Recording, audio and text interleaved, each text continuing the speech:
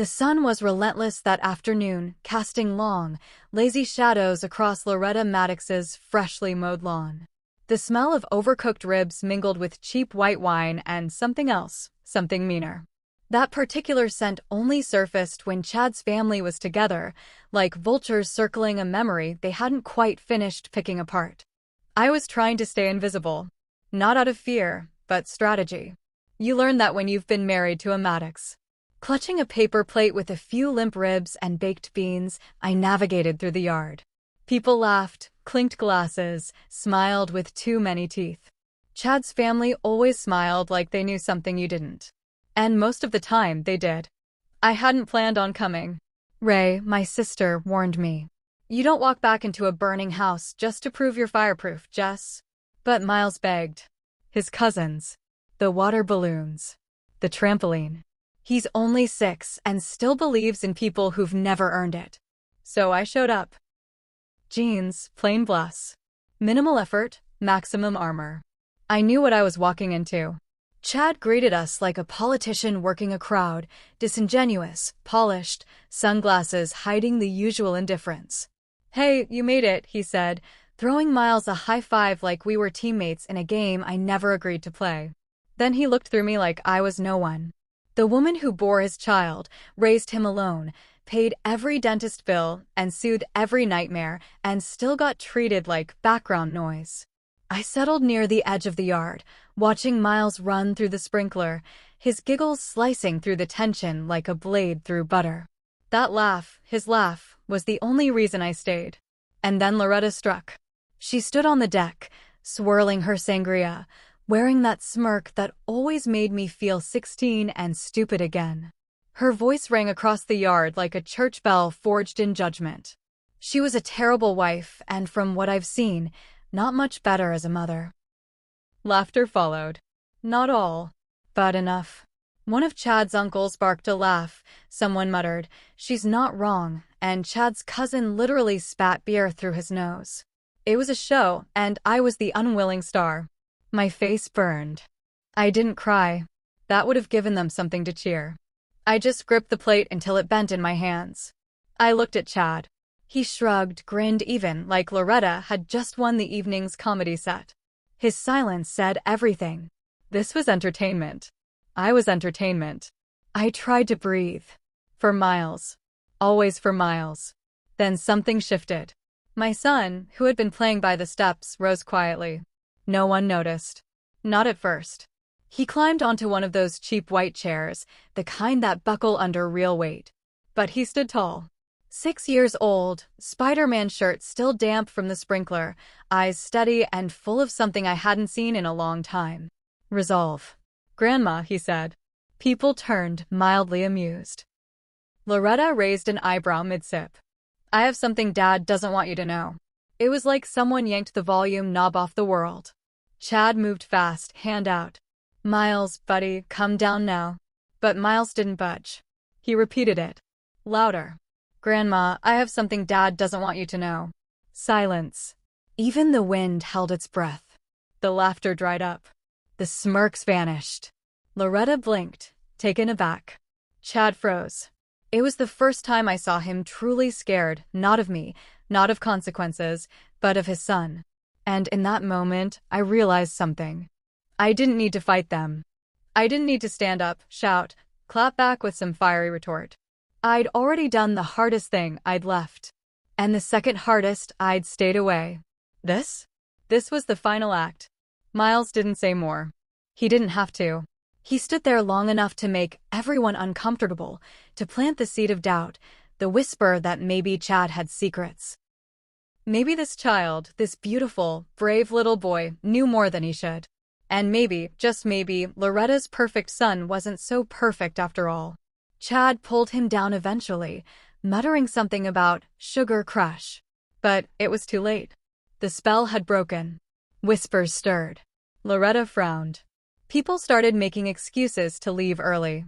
The party soured, like fruit left too long in the sun. We didn't say goodbye. Just walked away, hand in hand. In the car, I asked Miles what he was going to say. He shrugged.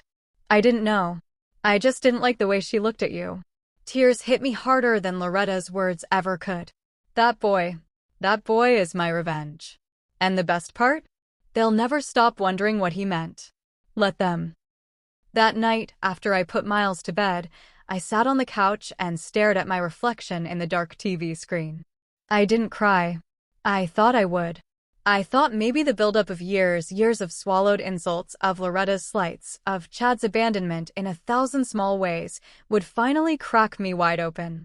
But nothing came. Just calm. A kind I hadn't known in years. Because it was done. Not the pain. Not the past. But the part of me that had still been seeking their approval, her validation, his decency. Gone. Burned clean. What Miles did, what he became in that backyard, wasn't about revenge, not to him. He wasn't calculating. He wasn't trying to expose anyone. He was just protecting someone he loved. Me. But to them? To Loretta? To Chad? It was a reckoning.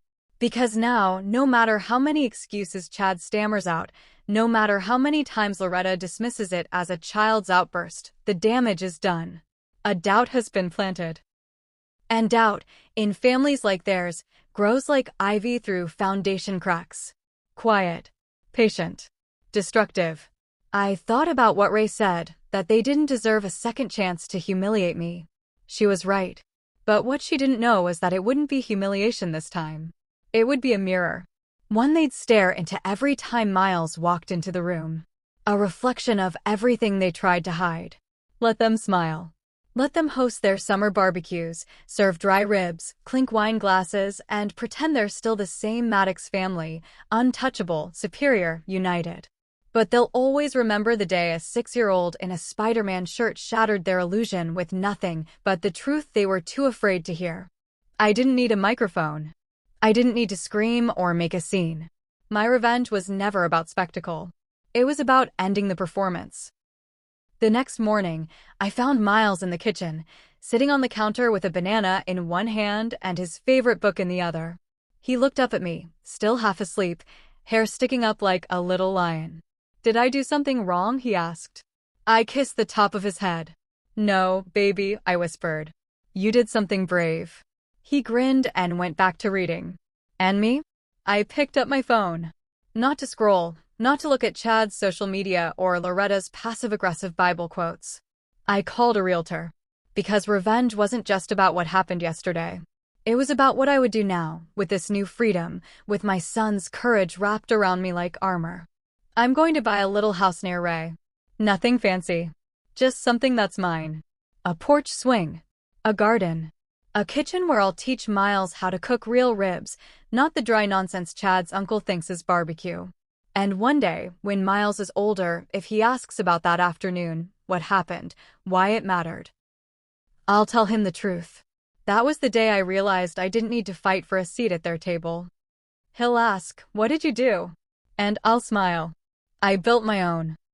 The house came faster than I thought it would. A small place at the edge of town. 2 bedrooms. A crooked mailbox.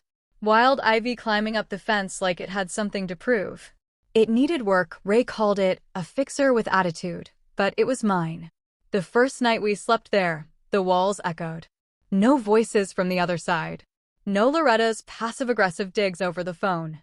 No Chad's footsteps down the hallway and out the door. Just quiet. Sacred. Healing. I remember sitting on the floor with Miles, surrounded by unpacked boxes, eating cereal from coffee mugs because I hadn't found the dishes yet. He laughed when I spilled milk on my jeans and called it a milkwake. It was the happiest I'd felt in years. And yet, the Maddoxes weren't done with me. Not really.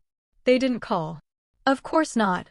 But Chad sent a message through his cousin Lisa, the one who always tilted her head like sympathy was something she could wear like lipstick. She found me in the grocery store, of all places.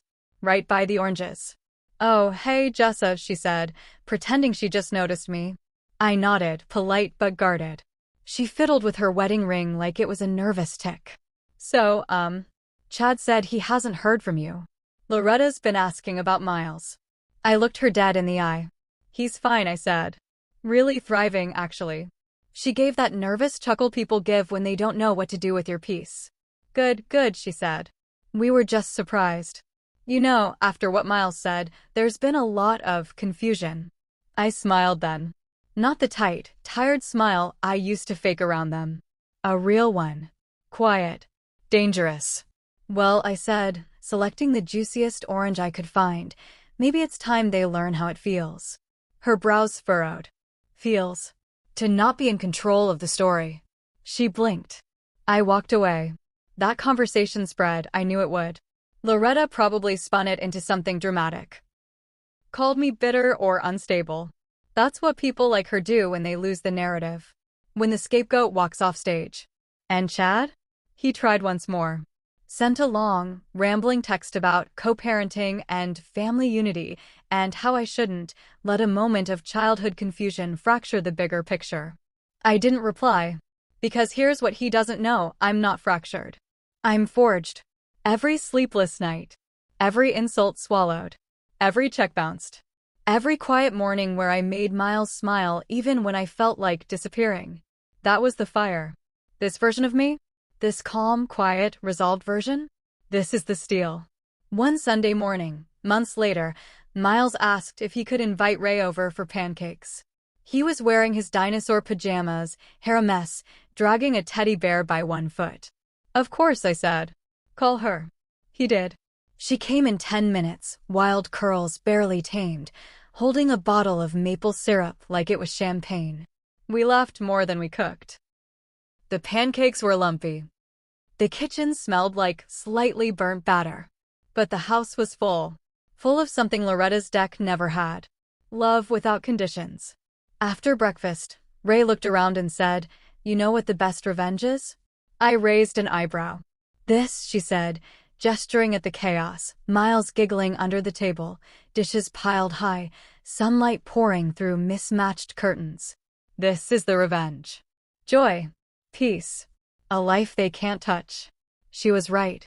My revenge wasn't the silence at the barbecue. It wasn't the whispers that followed Miles' words. It wasn't even the isolation that Chad now feels in his own curated life of appearances. It's this life. This new chapter. One where I no longer ask, what did they think of me, but instead ask, what do we want to do today? So no, I won't be sending Christmas cards to the Maddox family. I won't chase them down to explain myself. And I sure as hell won't ever stand in another backyard waiting to be insulted with a smile. Because here's the truth they never saw coming. They raised me to be quiet. But I raised someone brave enough to speak. And that's the legacy they'll never erase.